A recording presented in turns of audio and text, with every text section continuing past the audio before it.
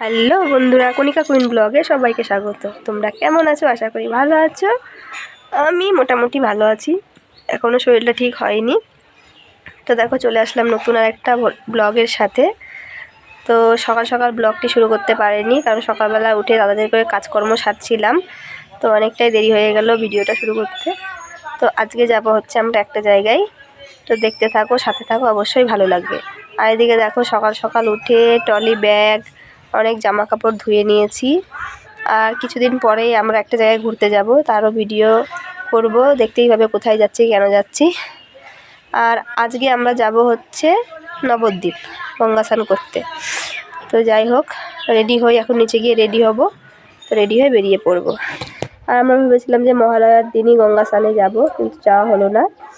তো পরের দিনই যাচ্ছি, মানে পরের দিন বলতে কালকে মহালয়া ছিল, আজকে হচ্ছে যাচ্ছি আমরা। আজকে হচ্ছে সোমবার।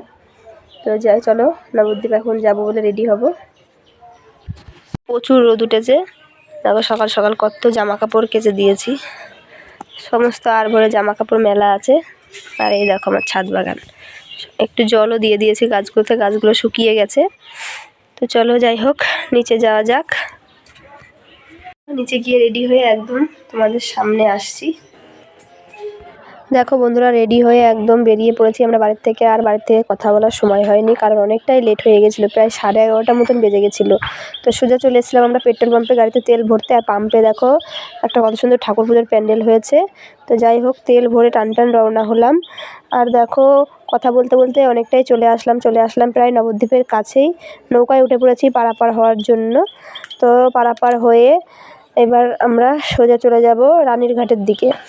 তো যাই হোক, চলে যাওয়া যাক। বন্ধুরা, অবশেষে আমরা নবদ্বীপ ঘাটে পৌঁছে গেছি। ঘাটে চলে এসেছি, এখন স্নান দান করবো, জল নেব, মাটি নেব, তারপরে আবার রওনা হব। তো দেখো অনেক লোকজন স্নান করছে ঘাটে। আর আমরা চলে এসেছি বাইক নিয়ে, দেখো এই হচ্ছে আমার ড্রাইভার। এখন আমরা আছি মা তারার মন্দিরের কাছে, এখানে যজ্ঞ চলছে। তো এখানে স্নান করা যাবে না, ঘাটটা একদমই ভালো না। তো আমরা যাচ্ছি এখন রানীর ঘাটের কাছে। এই মা তারার ঘাটের এখানে স্নান করা একদমই অসম্ভব। চলো রানীর ঘাটে চলে যাই।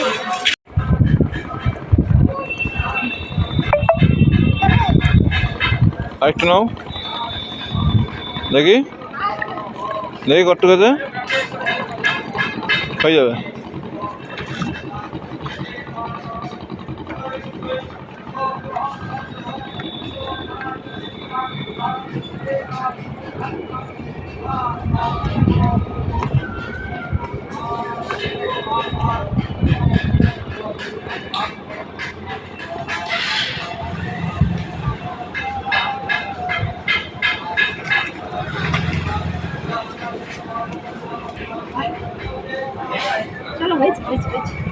স্নান করতে। আর এখানে গিয়ে আমরা ঢপ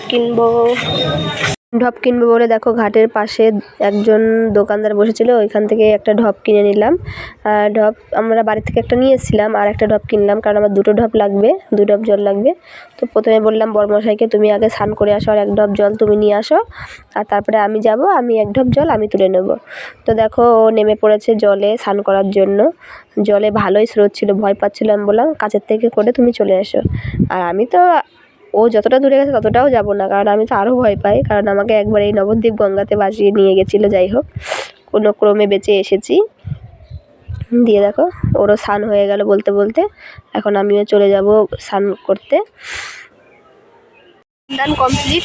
দেখো এখন আমরা ব্যাগপত্র গুছাচ্ছে, গুছিয়ে এখন বাড়ির দিকে যাব।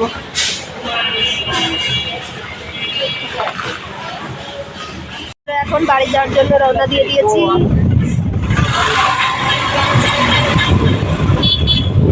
অনেকক্ষণ পর আবার তোমাদের সাথে কথা বলতে চলে আসলাম কৃষ্ণনগর। এসে দেখো দাঁড়িয়ে আমরা ফুচকা খেয়ে নিলাম দুজনা মিলে।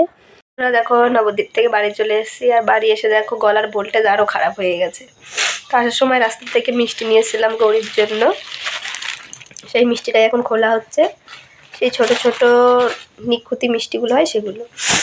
তো এখন বাইরে সন্ধ্যা হয়ে গেছে, সন্ধ্যা ধরানো হয়ে গেছে, এখন সন্ধ্যাবেলায় মিষ্টিগুলো খাবো। আর গৌরীকে আসার সঙ্গে সঙ্গে দেওয়া হয়েছিল মিষ্টি। তো যাই হোক, এসে ঘরটা তাড়াতাড়ি করে ঝাড় দিয়ে নিয়েছিলাম, নিয়ে যে জামা কাপড় ছিল সেগুলো ধুয়ে এখন একটু আমি মিষ্টি আর পাউরুটিটা খাবো, খেয়ে তারপর ওষুধ খাবো। শরীরটা খুব খারাপ লাগছে। তো যাই হোক, ভিডিওটা আর বেশিক্ষণ কন্টিনিউ করতে পারবো না। তো আজকের এই ছোট্ট ব্লগটি কেমন লাগলো অবশ্যই কমেন্ট করবে। সবাইকে টাটা। আর আগেই জানিয়ে দিচ্ছি সবাইকে শুভরাত্রি। এই নিখুতি মিষ্টি, অনেকে নিখুতি মিষ্টিও বলে আর অনেকে আবার খেজুর মিষ্টিও বলে।